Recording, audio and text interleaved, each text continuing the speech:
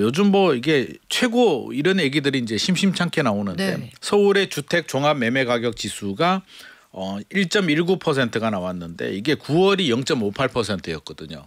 9월도 많이 올랐다고 했는데 10월이 2배 정도 오른 거로 나오고 있습니다.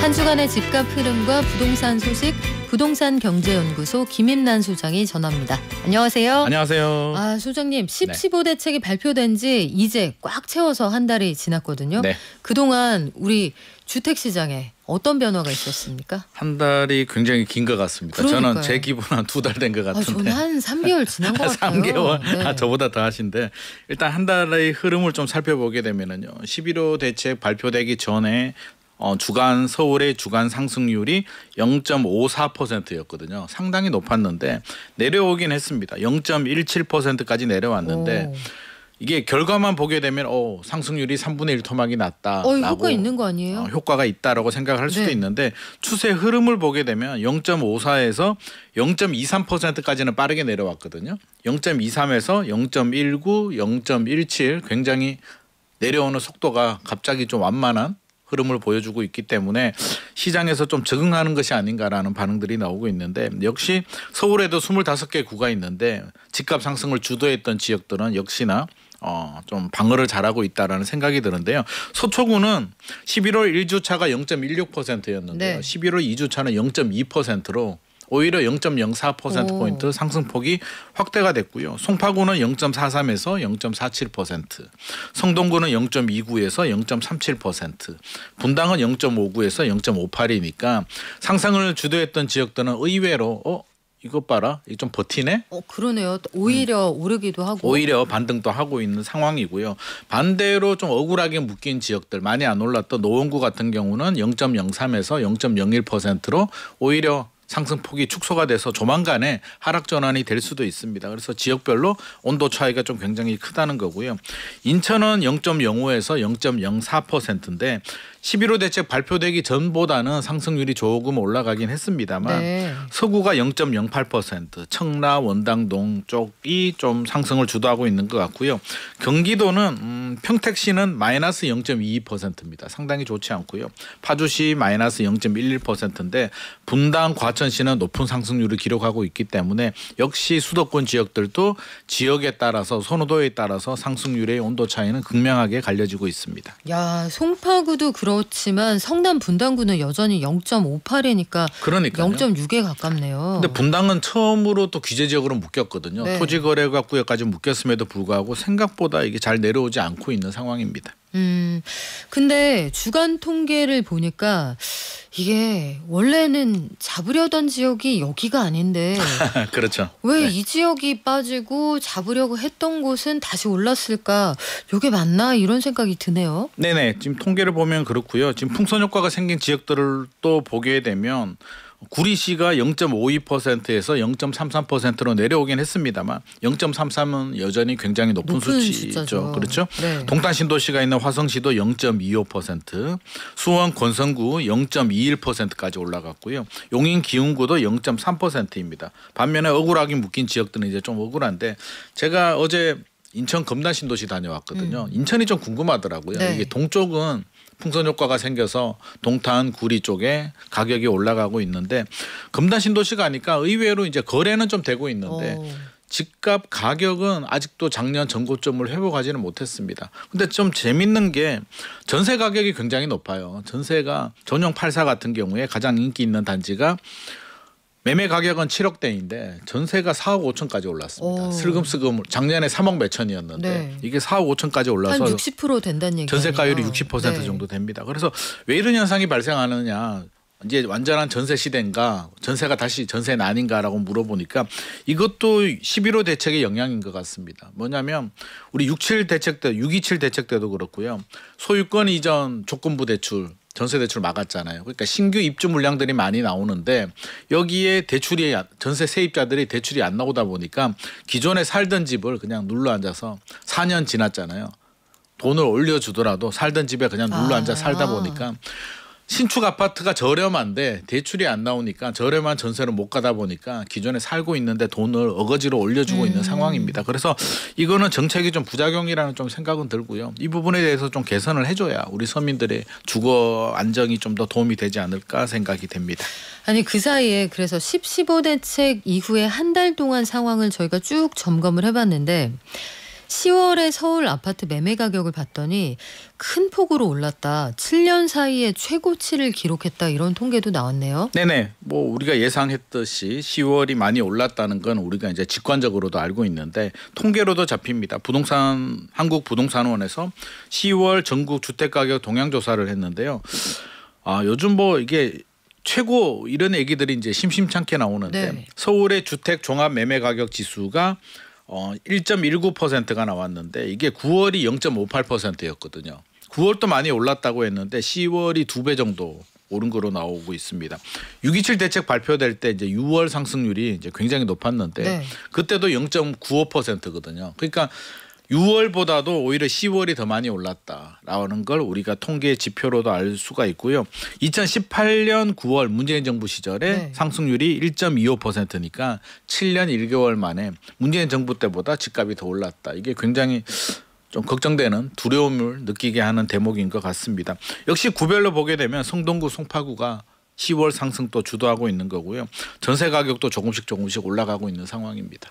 야, 성동구는 한 달 동안 3%가 넘게 올랐네요. 그러니까요. 송파구도 0.29%, 그러게요. 29%니까 이 두 지역들이 상승을 주도하고 있는 것 같습니다. 집값 상승률이 올랐다. 이거 10월에는 한정판 마케팅이 됐으니까 일시적으로 올라갈 수 있는데 실거래가 지수의 흐름은 어때요? 일단 실거래가 지수도 좀 볼 텐데요. 우리가 이제 앞서서 말한 매매 가격 지수 변동률은 시세잖아요. 그러니까 집주인의 호가나 이런 게 이제 반영이 되는 거고 그래서 못 믿겠고 실제 거래된 걸 보자라고 네. 하는 게 이제 실거래 가격 지수입니다. 실거래 가격 지수는 동일 단지 동일 주택의 이전 거래들과 이제 비교를 하는 수치인데 이것도 역시나 높게 나왔습니다. 서울이 2.75% 상승. 2021년 1월 이후로 4년 8개월 만에 최대폭 상승입니다. 뭐만 하면 이제 최대폭 상승이 나오는데 권역별로 좀 살펴보게 되면 강남 4구가 몰려있는 동남권이 3.85%로 실거래 가격도 역시 많이 올랐다는 걸 알 수가 있고요. 마포 서대문이 있는 서부권이 3.11%, 성동구 광진구가 있는 동부권이 2.48%. 전반적으로 2% 이상 상승이니까 실거래 가격도 많이 올랐고요. 수도권 지역은 1.69% 상승이고요. 지방은 0.35%니까 역시 서울이 전국적인 상승을 주도하고 있는 상황입니다.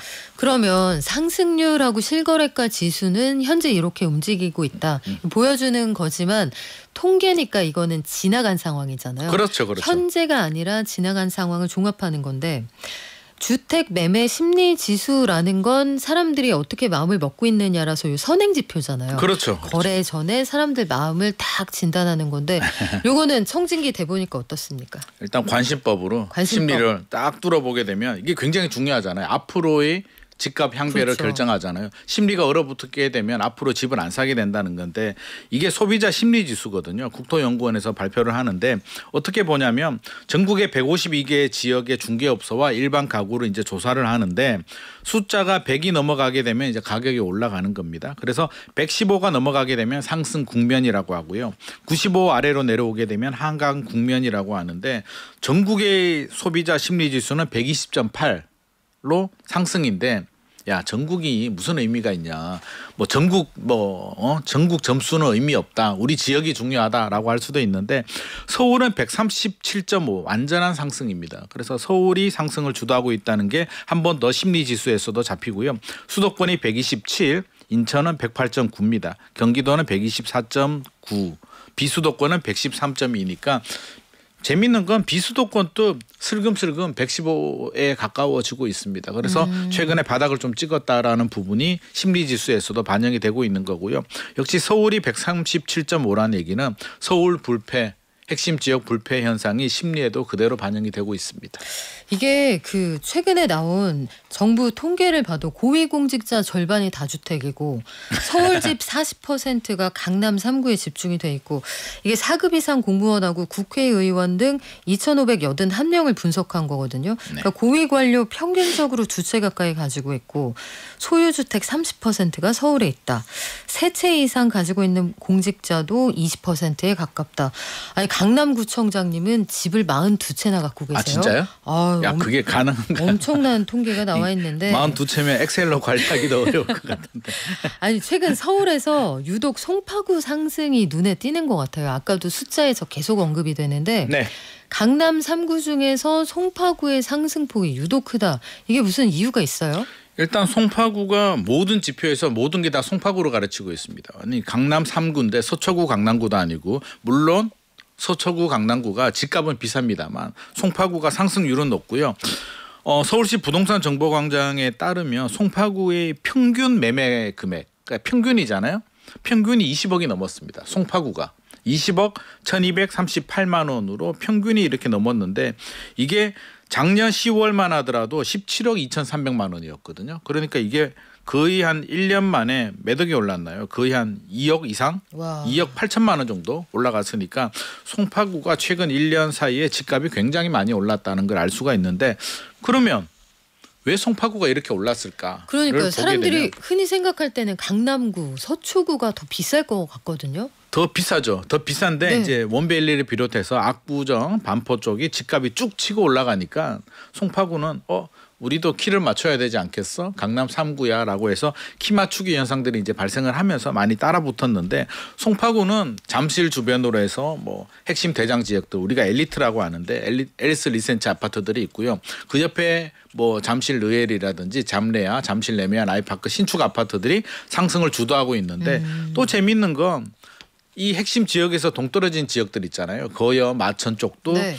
이번에 11호 대책으로 서울 전역이 규제적으로 묶이다 보니까 오히려 기존에는 우리가 송파구라는 이유만으로 규제에 묶여 있었는데 서울 전역이 묶이다 보니까 오히려 페널티가 없어졌다는 분위기 때문에 투자 수요들이 많이 들어오고 있습니다. 강남구도 상대적으로 좀 선호도가 떨어졌던 자곡동이나 내곡동, 수서 쪽이 최근에 반등폭이 크거든요. 강남구란 이유만으로 규제를 받다가 이제 똑같이 규제로 묶이다 보니까 또 상대적인 풍선 효과를 규제 지역 내에서도 얻고 있는 상황입니다. 그래요. 그 지역별로 집값에 좀 차이가 있기는 합니다만 맞아요. 그 강남 서초구의 집값이 조금 더 높기는 한데 상승폭이 그러니까요. 송파구가 상승폭이. 조금 더 높았다 이런 이야기입니다. 근데 분양가 많이 올랐다는 얘기는 저희가 여러 번 전해드렸고 트리니원 분양할 때도 야, 돈 많은 사람이 이렇게 많아 이렇게 전해드렸는데 전국에 한 평당 분양가가 이제 2천만 원 시대가 됐어요. 전국 평균이? 전국 평균이 이제 3.3 제곱미터당 2천만 6천만 원인데 이제 허그가 산출을 했습니다. 이게 2천만 원 하니까 이제 느낌이 안 오잖아요. 이게 한 평에 이제 2천. 아니 그러면은 우리가 국평이라고 하는 네. 전용 8사로 하면 분양가가 평균이 얼마예요? 평균 계산을 해봤거든요. 하니까 한 16억 정도. 16억이 아니라 한 7, 8억 정도 나오더라고요. 와. 그러니까 상당히 높죠. 그래서 야 이게 전국이 7억 평균이 7억이라는 얘기는 너무 높다라는 생각이 드는데 역시 뭐 서울이 평균을 좀 끌어올린 것 같고요. 서울을 제외하더라도 5억 이상 됩니다. 그러니까 최근에 지방에 저도 이제 분양가를 분석을 해보고 단지별 분석을 해보게 되면 지방의 중소도시들 있잖아요. 중소도시들의 뭐 역 주변도 아니고 외곽 지역의 아파트들도 신축 네. 아파트들은 기본 5억 이상 다 나오고 있기 때문에 이제 5억 이하 아파트 찾는 건 이제 하늘의 별 따기다. 신축 아파트에서는 그렇게 보여지고요. 서울은 더합니다. 4,703만 원, 3.3제곱미터당. 네. 근데 이게 국평으로 하게 되면 16억 정도 나옵니다. 그러니까 서울 평균 또 평균이 16억이니까 역세권에 좀 살만한 주거 환경이 좋은 곳들은 뭐 20억이 넘어간다라고 이제 우리가 좀 짐작을 해야 될 것 같고요. 서울의 평균을 올린 물건들은 이제 뭐 고가 아파트들인데 네. 최근에 레미안 트리니원 시작 때 말씀하셨잖아요. 트리니원이 분상제가 적용이 돼서 이제 한 8천만 원 정도 나왔는데 그게 평균을 끌어올렸다고 하니까 분상제가 적용되지 않았으면 4,700이 아니라 5천만 원 훌쩍 넘어갔겠죠. 야. 그래서 분양가가 계속 올라가는 이유는 뭐 저는 떨어질 것 같지는 않습니다. 왜냐하면 재료비 그러니까 뭐 시멘트나 철근 자재비, 인건비의 안전 또 친환경 모든 요소들이 다 가격을 올리는 요소들밖에 없기 때문에 앞으로도 올라가면 올라가지 내려가지는 않습니다. 역설적으로 신축 아파트의 희소성이 더 커지고 있는 상황인데 이게 비싸면 그냥 구축으로 가지라고 할 수도 있는데 이게 우리나라 사람들이 또 신축을 얼마나 좋아하는지 어제도 제가 금단신도시 이제 다녀왔다고 했는데 거기도 2022년 1년 정도 입주한 아파트들이거든요. 근데 사람들이 그것도 또 나는 더 신축으로 갈래라고 해서 무주택자들은 끊임없는 신축 아파트 청약만 도전을 하는 현상들이 발생을 하고 있다고 합니다. 2021년이면 5년밖에 안 됐는데요. 5년밖에 안 됐는데 그럼 무주택자들이 집을 사도 되잖아요. 네. 무주택자들이 나 전세금 올려주고 나는 계속 청약을 할래.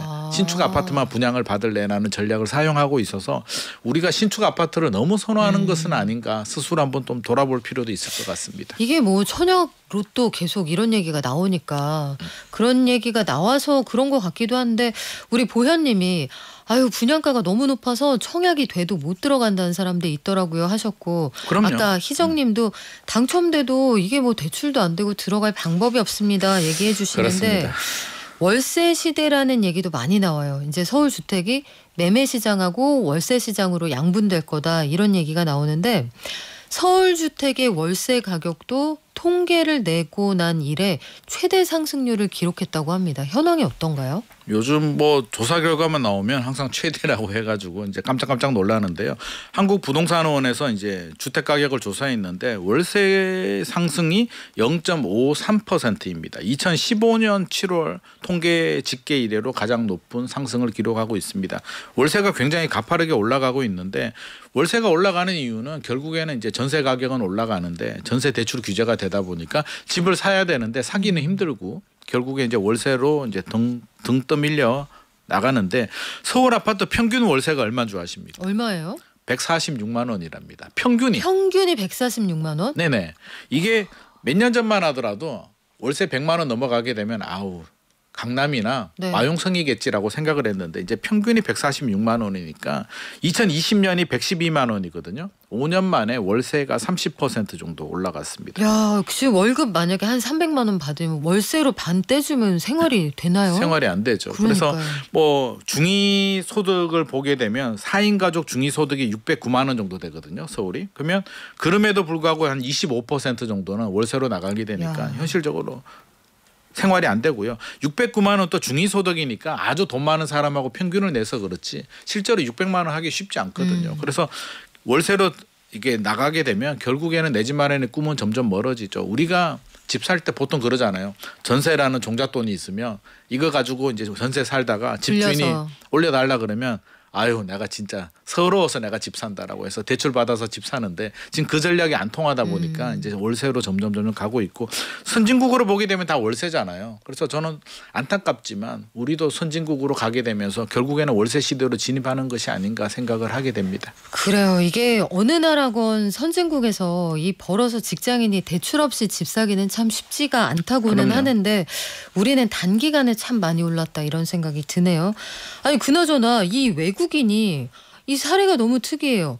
연봉이 9천만 원인데 한 외국인이 우리나라에서 125억 원짜리 집을 샀대요. 네. 아니 9천만 원을 한 300년 동안 모은 것도 아니고 어떻게 이게 가능한 거예요? 이게 뭐 돈이 있으니까 샀겠죠. 이제 네. 없는 돈을 살 수도 없는데 이 사례부터 먼저 말씀드리게 되면 이분이 125억을 전액 현금으로 샀답니다. 아니 그러니까요. 아니 이게 연봉이 9천만 원인데 어떻게 샀을까라고 너무너무 알뜰 이제 살뜰 모았나? 그건 아닌 것 네. 같고요. 이제 이분이 다른 소득이 있었나 봅니다. 해외에 뭔가가 있습니다. 그래서 해외에서 돈을 많이 버는 분인 것 같아요. 사업 소득이 있는데 제3국의 은행을 통해서 이제 송금을 해서 국내 은행으로 입금을 받았어요. 그러다 보니까 이제 자금 조달 계획에 제출을 해야 되는데 야 자금 원천 증빙 서류 좀 내봐라고 하니까 이분이 내지 못했다고 합니다. 그러니까 환치기를 했다 이 말이군요. 뭐 일종의 네. 환치기라고 볼 수도 있습니다. 그래서 이번에 국토교통부에서 작년 6월부터 올 5월까지 대대적인 외국인에 대해서 이제 조사를 벌였는데 210건 거래 중에 290건이 위법 의심 행위가 적발이 됐는데 유형을 보게 되면 크게 두 가지인데요. 하나는 거래 금액, 거래 날짜를 거짓 신고를 합니다. 이게 162건으로 가장 많았는데 요거는 과태료 처분이 되고요. 편법 증여도 있습니다. 57건인데 요거는 세금 추징이 되는데 편법 증여는 또 어떻게 하냐면 68억 사원을 매수하는 분이 있는데 본인이 있는 주주로 있는 법인에서 46억을 차입을 해가지고 거래 대금으로 사용해서 이제 적발이 됩니다. 그래서 최근에 굉장히 좀 타이트하게 엄격하게 자금 출처를 조사하고 있기 때문에 자금 출처가 명확하지 않은 분들이라면 잠시 욕심을 좀 내려놓으시고 전략을 다시 짜시는 게 좋을 것 같습니다. 네, 욕심을 꾸준히 내려놨으면 좋겠어요. 출처가 명확지 않으면. 아, 그럼요. 자, 네. 끝으로 이 소식 전할게요. 최근에 서울 사는 김 부장님 나오는 한 드라마에서 억대 상가 사기 분양을 당해서 보는 사람 너무 안타까웠는데 네. 이거 실제로 좀 조심해야 되죠. 이게 현실입니다. 네. 이게 현실이고 저는 이 웹툰으로도 봤는데 너무 똑같은데 이제 딱 알아둬야 될 걸 제가 간단하게 말씀드리면 네. 아파트는 그냥 어설프게 잘못 사도 10년이 지나면 올라가는데 네. 상가는 10년이 지나도 올라가지 않습니다. 철저하게 분석을 해야 되고요. 그 분양 관계자들 말만 들으시면 안 됩니다. 네, 지금까지 부동산 경제연구소 김인란 소장과 함께했습니다. 오늘 말씀 고맙습니다. 감사합니다.